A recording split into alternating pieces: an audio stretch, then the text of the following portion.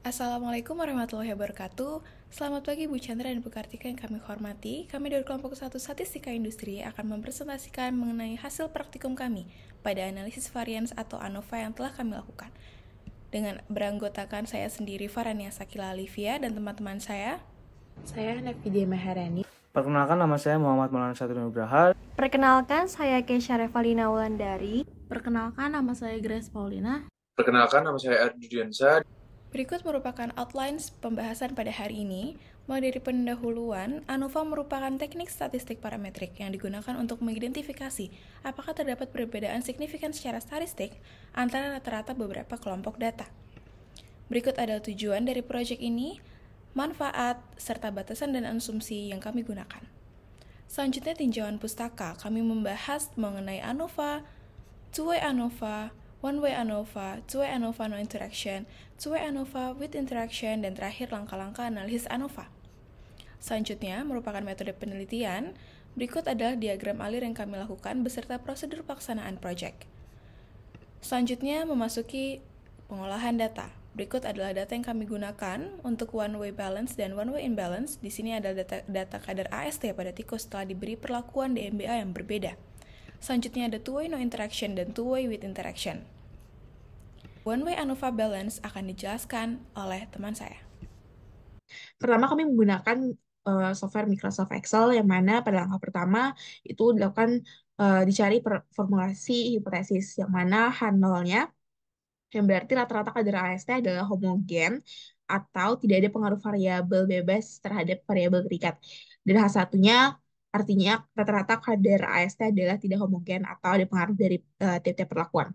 Nah, selanjutnya ada tabel statistik, kami menggunakan alpha sebesar 5%, degree of freedom sebagai berikut, sehingga didapati F tabel sebesar 2,87. Selanjutnya ada kriteria pengujian sebagai berikut. Selanjutnya, kami melakukan pengujian hipotesis.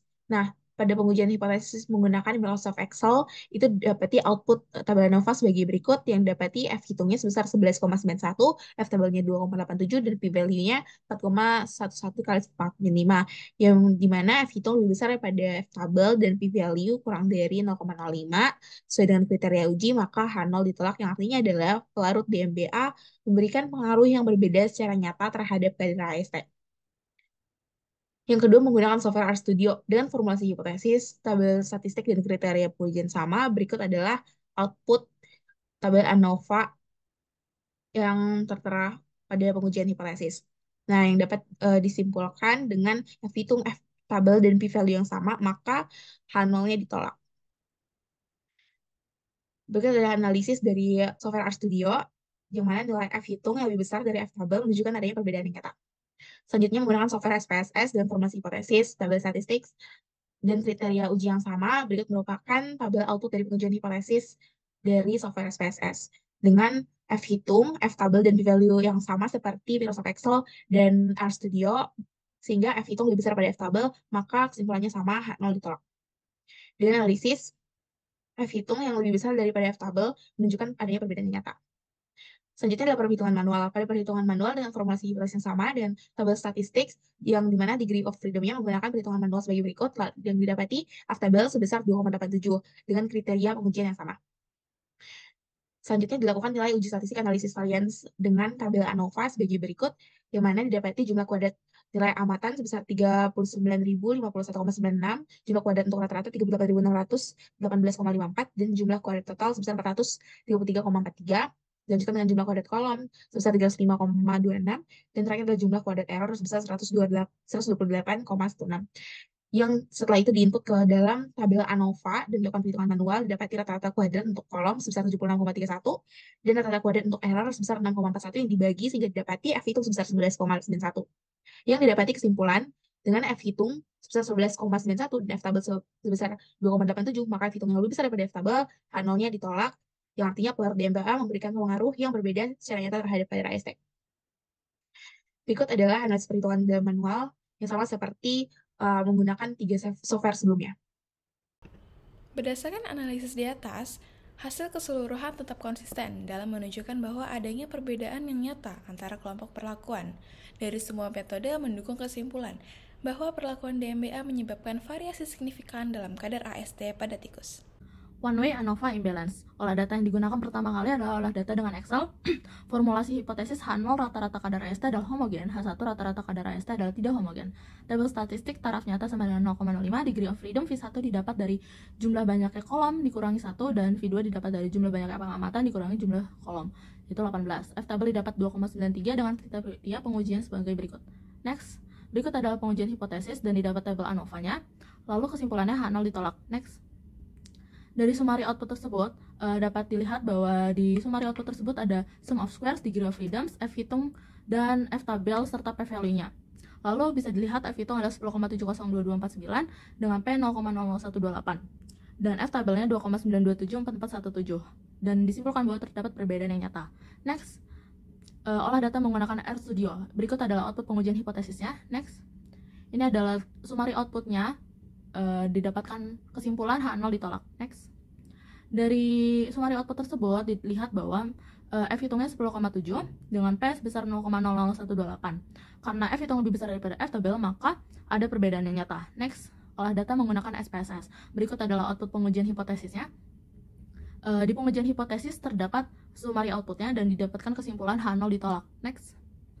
Analisis dari summary outputnya, F-hitungnya adalah 10,517 dengan nilai P kurang dari 0,001.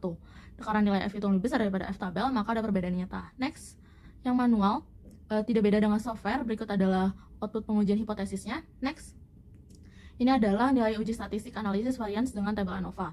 Dihitung jumlah kuadrat nilai amatan, jumlah kuadrat untuk rata-rata, jumlah kuadrat total. Next, jumlah kuadrat kolom, jumlah kuadrat error. Didapat 128,09. Next. Selanjutnya tertera tabel ANOVA-nya, didapatkan kesimpulan H0 ditolak. Next, analisis dari tabel ANOVA-nya. F-hitung itu didapat dari rata-rata kuadrat kolom dibagi oleh rata-rata kuadrat error, maka 10,70 dengan nilai P 0,00128, dan nilai F-hitung itu lebih besar daripada nilai F-tabel dan nilai P lebih kecil dari 0,05, maka terdapat perbedaan yang nyata antara kelompok rata-rata kadar AST yang pada tikus setelah diberi perlakuan DMBA yang berbeda. Dari analisis di atas, memberikan hasil yang konsisten, menunjukkan nilai F-hitung lebih besar daripada F-tabel, yang artinya terdapat perbedaan nyata dalam kadar AST antara kelompok perlakuan DMBA. Meskipun ada sedikit perbedaan dalam nilai F-hitung antara tiap metode, tapi perbedaannya sangat kecil dan tidak mempengaruhi kesimpulan. Selanjutnya yaitu melakukan perhitungan pada two-way ANOVA interaction. Yang pertama yaitu melakukan perhitungan menggunakan software Microsoft Excel.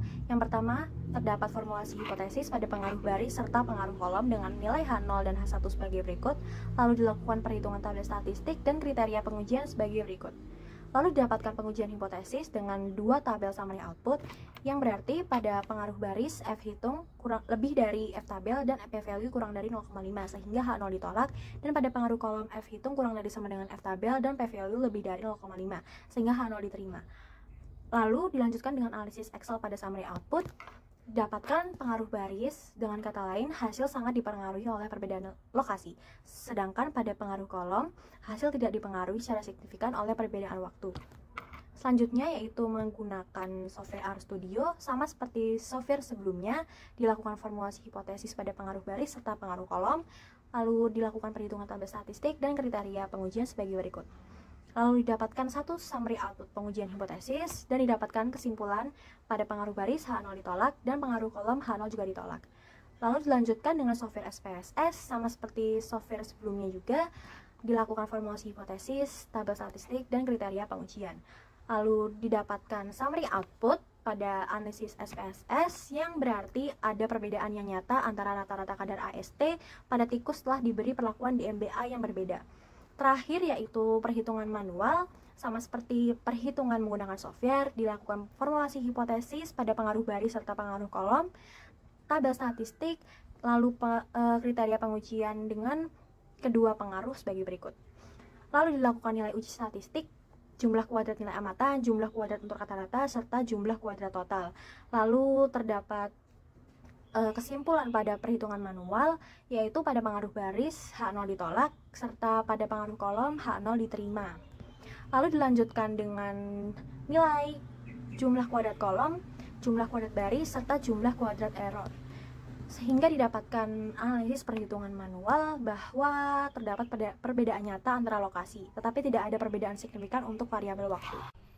Dari semua metode analisis, didapatkan bahwa nilai F hitung untuk variabel lokasi lebih besar daripada F tabel, yang menunjukkan ada perbedaan secara nyata antar lokasi, dan nilai F hitung untuk variabel waktu lebih kecil dari F tabel, menunjukkan bahwa tidak ada perbedaan secara nyata untuk variabel waktu.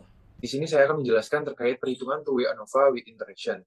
Yang pertama menggunakan software Excel, di mana pada perhitungan ini menentukan formulasi hipotesis sebagai berikut. Next, kesimpulan. Pada kesimpulan yang pertama yaitu pengaruh baris yang menjelaskan bahwa H0 ditolak, yang artinya ada pengaruh terhadap baris dengan ketebalan nata detejo. Kedua yaitu pengaruh terhadap kolom yang menjelaskan bahwa H0 juga ditolak, yang artinya sama memberikan pengaruh terhadap ketebalan nata detejo.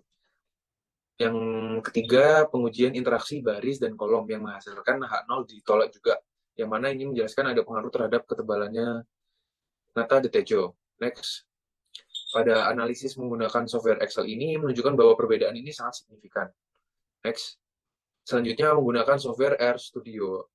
Pada yang pertama menjelaskan formulasi hipotesis sebagai berikut. Next, kesimpulannya yaitu baik dari pengaruh baris, kolom maupun interaksi sama-sama menghasilkan H0 ditolak, yang artinya ketiganya memberikan pengaruh terhadap ketebalan nata detejo. Next, pada analisis RStudio ini menunjukkan bahwa variasi dalam konsentrasi substrat dan lama fermentasi serta interaksi keduanya secara signifikan mempengaruhi ketebalan nata detejo. Next, untuk software SPSS ini berikut formulasinya. Lalu next, kesimpulannya sama seperti sebelumnya, ketiganya juga mempengaruhi baik dari baris, kolom maupun interaksi keduanya sama-sama memberikan H0 ditolak, yang menandakan semuanya memiliki pengaruh terhadap nata detejo. Next, pada analisis menggunakan software SPSS ini kurang lebih sama, yaitu menunjukkan bahwa konsentrasi substrat berpengaruh terhadap ketebalan nata detejo. Next, yang terakhir ada perhitungan manual dengan langkah pertama menentukan formulasi hipotesisnya. Next, lalu menjelaskan kesimpulan bahwa pada pengujian baris, kolom maupun interaksi sama-sama memberikan pengaruh terhadap ketebalan nata detejo. Yang ini berarti menandakan ketiga perhitungan menghasilkan H0 ditolak. Next, pada analisis perhitungan manual ini juga sama menunjukkan hasil signifikan yang kuat. Secara keseluruhan, hasil analisis two-way ANOVA dengan interaksi menunjukkan bahwa baik konsentrasi substrat maupun lama fermentasi memiliki pengaruh yang nyata terhadap ketebalan nata detejo. Saya akan menjelaskan mengenai kesimpulan dan saran. Kesimpulan yang pertama yaitu one way balance. Didapatkan nilai F hitung dari berbagai metode adalah 11,909476 dengan menggunakan Excel, 11,91 dengan menggunakan RStudio, 11,704 dengan menggunakan SPSS, dan didapatkan 11,91 dengan menggunakan manual. Perlakuan DMBA menyebabkan perubahan yang signifikan terhadap kadar AST tikus. Dengan kelompok perlakuan P2 memiliki variasi tertinggi yang mengindikasikan persebaran dan kadar AST yang lebih luas. Dengan demikian, hipotesis atau H0 yang menyatakan tidak ada perbedaan ditolak. Selanjutnya yaitu kesimpulan dari one way imbalance. Didapatkan nilai F hitung adalah 10,702249 dengan menggunakan Excel, 10,7 dengan menggunakan RStudio, 10,517 dengan menggunakan SPSS, dan 10,702249 dengan menggunakan perhitungan manual. Perlakuan DMBA memiliki efek signifikan pada kadar AST tikus dan hipotesis 0 H0 yang menyatakan tidak ada perbedaan ditolak. Selanjutnya itu kesimpulan dari two-way no interaction. Nilai F hitung untuk variabel lokasi lebih besar dari F tabel, yaitu sebesar 6,9442791 dan P value lebih kecil dari 0,05, menunjukkan perbedaan nyata dalam jumlah kendaraan antara lokasi yang berbeda. Dan untuk variabel waktu, nilai F hitung lebih kecil dari F tabel dan P value lebih besar dari 0,05, menunjukkan tidak ada perbedaan nyata dalam jumlah kendaraan berdasarkan waktu yang berbeda. Hipotesis 0 atau H0 untuk variabel lokasi ditolak. Yang selanjutnya itu kesimpulan untuk two-way with interaction. Nilai F hitung untuk konsentrasi substrat adalah 66,40 dengan menggunakan Excel, RStudio, dan juga SPSS, dan 66,39 dengan menggunakan manual. Untuk lama fermentasi nilai F hitung adalah 62,39 Excel, RStudio, SPSS, dan 62,39 manual. Untuk interaksi nilai F hitung adalah 17,19 Excel, RStudio, SPSS, dan 17,19 dengan menggunakan manual. Semua nilai F hitung ini lebih besar dari F table 3,01 untuk konsentrasi substrat, 3,40 untuk lama fermentasi, dan 2,51 untuk interaksi dengan p-value yang sangat kecil, yaitu sebesar 9,14 E12, 3,10 E10, dan 1,27 E07 lebih kecil dari 0,05. Hal ini mengindikasikan bahwa untuk mencapai ketebalan yang diinginkan perlu mempertimbangkan baik konsentrasi substrat maupun lama fermentasi serta interaksi antara keduanya. Hipotesis nol yang menyatakan tidak ada pengaruh ditolak. Terima kasih atas perhatiannya. Semoga presentasi pada kali ini bermanfaat. Wassalamualaikum warahmatullahi wabarakatuh.